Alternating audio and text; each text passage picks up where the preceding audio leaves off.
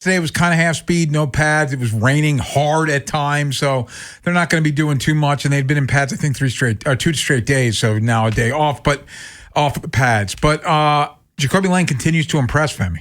Yeah, this is what I expected, Ken. You know what I mean? I didn't expect it this fast, but it's just practice. I don't want to get out front of my skis here, but you can only meet the moments that you have, and he's meeting the moment. I think that everyone assumed that Elijah Serat would be more pro-ready. Look, I get it. It's the middle of the summer. There's a lot of things that people want to discuss. Everyone wants to prognosticate something. They want to create a ranking. They want to make assumptions. I participate in that. Full disclosure. Part of the gig. It is part of the gig, and we enjoy it. But now we're actually into practice mode. And I'll tell you right now, and Ken and Tim, maybe I told you this, but coaches go into a room and they literally break down every single player. They go around the table and they talk about practice every day. They grade every player every day. Stock up and stock down is a real thing that happens in NFL boardrooms all throughout camp. And so all that we can say about Jacobe so far is that he's met the moment. I'm excited for him. I think he is a starting wide receiver in the NFL. I saw it when I watched the USC tape when I was scouting Mekhi Lemon. It's because he has traits that very few human beings have, and he's out there on a football field. He's 6'4". I think he's got a 6'10" wingspan. He runs 4.47. Sounds like me. Exactly, just like you, twins. Yeah. The thing is that like not a lot of humans can do that, and he has the confidence. He has the personality that you want in a pro. I want to stress this again, though. Everything with a grain of salt. We're 1 week in the practice. Yep. These are not slapping labels on these guys. But look, Jacobe Lane has been really impressive. I've been out there 3 times now, and when I was out there yesterday, he had that really nice one-handed catch and a ton of contested catches. He has looked the part. And if he is able to translate this into real games, that's a serious game changer for this 2026 Ravens team. And Lamar Jackson just hasn't had that type of player throughout his career. So that in and of itself would be big. But you bring up Serat, if we're going up and down, I was with you in terms of from jump, and maybe you still will. Again, it's 1 week in training camp. But I was thinking Serat would be the guy more likely to hit the ground running as a rookie compared to Jacobe Lane. And Serat, you're still waiting to see. He looks like he's nursing something. He's got a hitch in his giddy up. Look, no one said it out loud. He's not healthy. Let me give him a little grace. He's not healthy. I think he has a calf thing. I think he'll be fine in the long run. But these days, like when you fall behind, you just fall behind. And sometimes you catch the pack. Sometimes the pack comes back to you. It's very day-to-day, hour-to-hour, practice-to-practice. I think Elijah's kept his head down. I can't wait for him to go to the podium. I'm there the day he does go to the podium. Another thing I'll say is this. The defense has gotten quite a number of interceptions over the last couple of days. And I know, and look, let me say this about Lamar. I know he's thrown some picks. Lamar takes chances in training camps. He's always said this. He says he's going to try and do things that he wouldn't try and do in a game.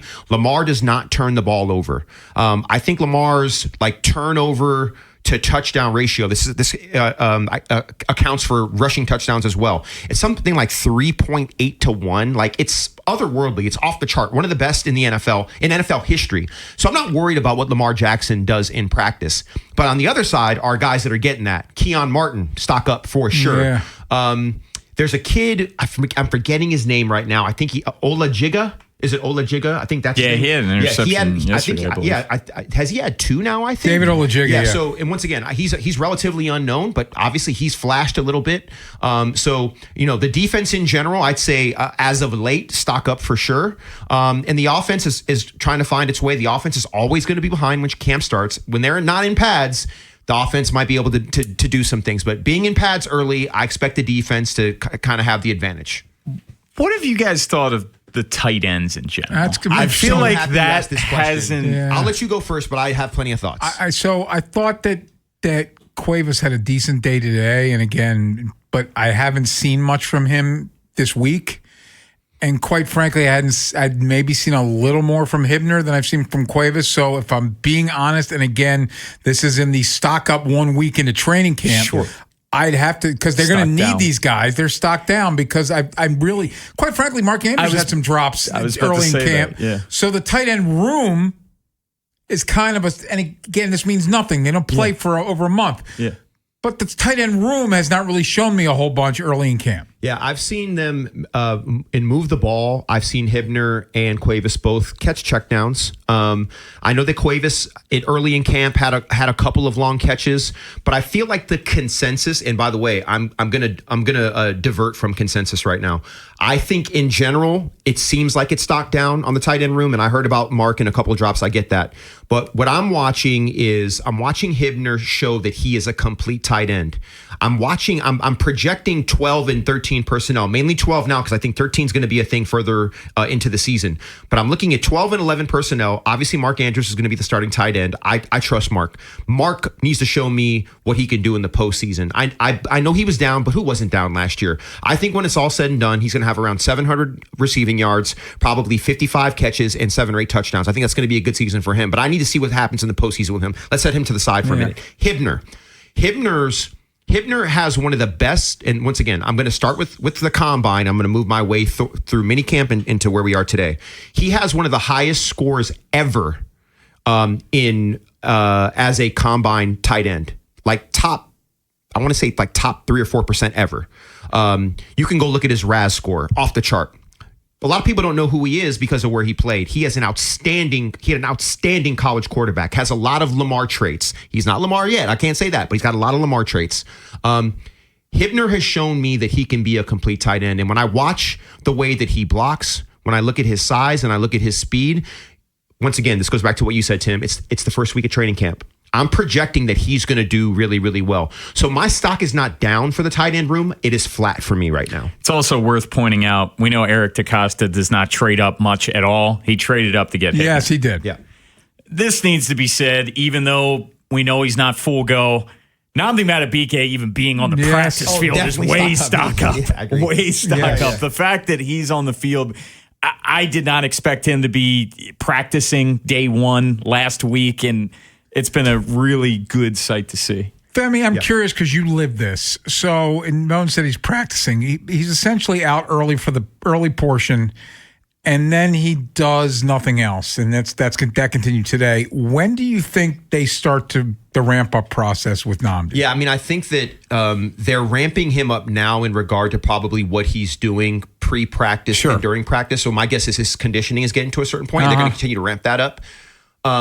He's definitely ahead of schedule. I sat here with, I think it was both of you guys a couple months ago, and I ran through different scenarios. Yes. This scenario is better than my best case scenario. Yeah. You know what I mean? So Optimus Prime, I was in my Optimus Prime bag, and I still couldn't have projected this. You know what I mean?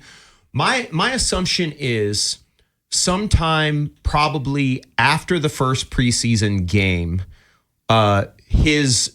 his participation will elevate. I will expect to see him in team drills, like with non-padded practices. You know what I mean? I'm sorry. You want him in those joint practices, right? No, I don't think I do, because I think he needs to do shorts and helmets practices first and get through probably a week of that, and then they'll have to reassess again. Then he'll do some team padded practice work and see how that goes, and then maybe expose him to another team. Okay. Yeah. One more name that I know you're stock up on is Elijah Tolliver. Yes. You've been really impressed with him. I am. He's shown, look, if you look at him on paper, he's 6'1", undrafted rookie free agent out of Michigan State. I think he ran a 4.58. He's not going to blow you away, but the kid has balance. He has hands. He seems to be a good learner. His jump cut capability, Ken, we both talked about it. It's impressive. He's a football player. And I see the little things that most rookies can't do. He's already able to do. And that tells me that he has an accelerated growth curve, and that this is a guy that I'm going to single out. I'm going to have the laser on during preseason football games, because I think after Adam Randall gets his run, I can't wait to watch him cook. One other person that I'd be remiss if I didn't give love to, Tavius Robinson. He looks freaking phenomenal. I've been keeping my eye on him. They've been kicking him. They've had Mike Green outside. They've been kicking him down. Yeah. He's showing. He can play in and out. He can do some stuff, and he looks way bigger to me. I'm not saying, I don't know if he's much heavier, but once again, he's another example of a guy that took his offseason seriously. He looks like he's in phenomenal shape. I love the energy. I love the confidence, and I love the ownership that he's taking. If he shows that he can play multiple roles, watch out. Tavius Robinson, stock up for me. I think it needs to be mentioned. One of the guys stocks up is Zay Flowers. He's got 140 million reasons. His bank account is he met with the media today. Officially signed the contract this morning. That he can afford more stocks now. Yes. I think what bothers me about the whole Zay thing, and look, I know that we're a hyper local show. I'm very invested in the Ravens for numerous reasons. You all know that. I can separate my relationship as a player, being an intern under Coach Harbaugh. Like, I can separate all of it. And I think what bothers me the most is the analysis that I hear coming from outside of Maryland. It's very mixed, but there are certain people, and I'm not going to even say their name right now, but they have a podcast. They're formed of a couple of number of certain players. I was shocked at the disrespect and the way they talk down this decision, as if they have no idea what Zay has done. They have not looked at any of the statistics. They have not looked at the relationship him and Lamar have built. They have not done their Ravens study.